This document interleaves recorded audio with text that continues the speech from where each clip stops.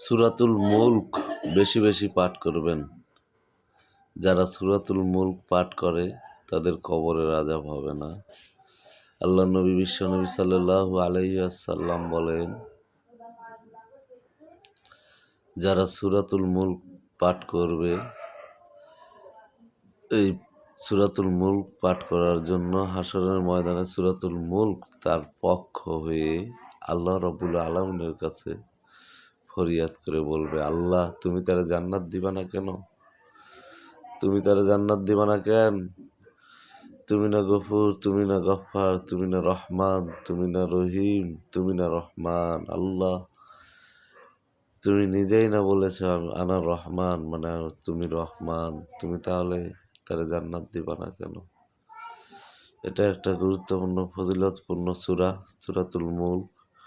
সকলেই পাঠ করব ইনশাআল্লাহ বেশি বেশি।